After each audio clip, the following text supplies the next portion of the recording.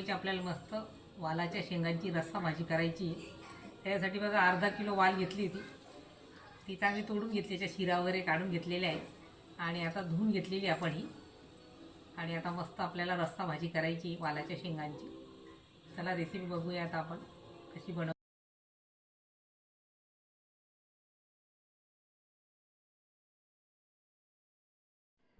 आता बघा मी 2 टोमॅटो घेतलेले, कांदा घेतलेला आहे आणि खोबरं आहे ना, ते आपल्याला खोबरं टाकायचं आहे तर ते कापून घेते बघा. खोबरं पण, लसूण, आलं, कांदे घेतलेले ते पण कापून घ्यायचे आपल्याला. सुरुवातीला मसाला तयार करायचा आपल्याला.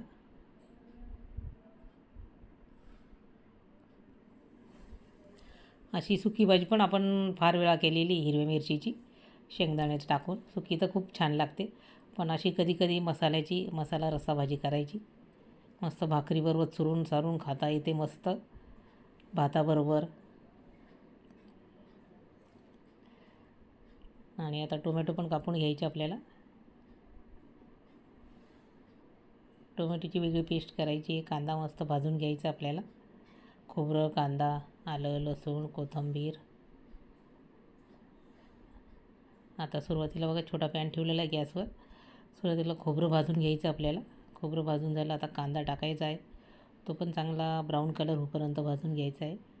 कांदा पण छान भाजून झालेला आहे. त्याच्यातच मग आलं, लसूण, कोथिंबीर टाकलेली आहे. कोथिंबीरच्या काड्या घेतलेल्या आहे बघा.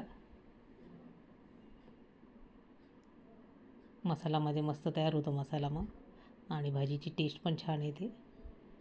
टाकून बघा तुम्ही अशा प्रकारे एकदा, नक्की आवडेल तुम्हाला अशा पद्धतीने मसाला तयार करायचा. आणि आता एका ताटात काढून घेतलेला आहे मसाला. तो गार झाल्यानंतर आपण मिक्सरमधून काढायचा आपल्याला. इकडे कढई ठेवलेली आहे, तेल टाकलेलं आहे आणि मस्त शेंगा फ्राय करायच्या आपल्याला. 70-80% मस्त होऊ द्यायच्या आहे त्या मस्त, मीठ हळद टाकून.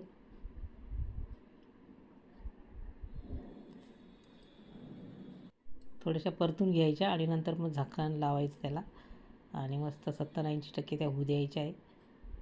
टेस्ट पण छान येते असं फ्राय करून मस्त. मीठ हळद टाकून झालेली आपली. झाकण ठेवलेलं होतं. मस्त झालेलं आहे बघा शेंगा आपल्या वाफवून. आता दुसरीकडे बघा मी कढई ठेवलेली आहे. तेल टाकलेलं आहे आणि आलं, राई आणि जिरं टाकलेलं आहे आणि आपण वाटण केलेला मसाला तो टाकून घ्यायचा आहे मिक्सरमधून काढलेला. छान परतून घ्यायची बघा मसाला आपल्याला. कढीपत्ता टाकायचा आहे आणि टोमॅटोची पेस्ट ती पण टाकून घ्यायची आहे. छान मसाला होऊ द्यायचा आपल्याला मस्त. आता सुके मसाले टाकायचे आपल्याला त्याच्यामध्ये. लाल तिखट, गरम मसाला, धणे पावडर, जिरे पावडर, हळद. परत सगळं मिक्स करून घ्यायचं आहे मस्त. थोडं पाणी टाकायचं आपल्याला आणि मसाला चांगला होऊ द्यायचा आपल्याला. तेलाचा कमी वापर केलेला आहे मी आता. जास्त असं तर्रीदार भाजी नाही करायची, कमी तेलामध्ये भाजी करायची आपल्याला. आरोग्याला खूप चांगलं आहे.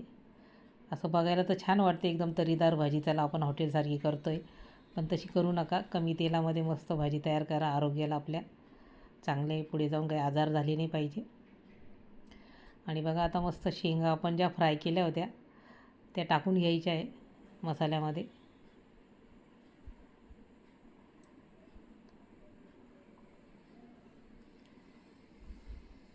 आणि छान मिक्स करून घ्यायचं आहे बघा मसाला आणि ते.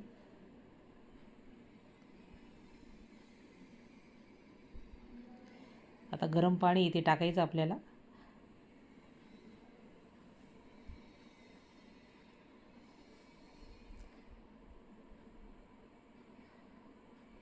सगळं मिक्स करून घ्यायचं आहे बघा.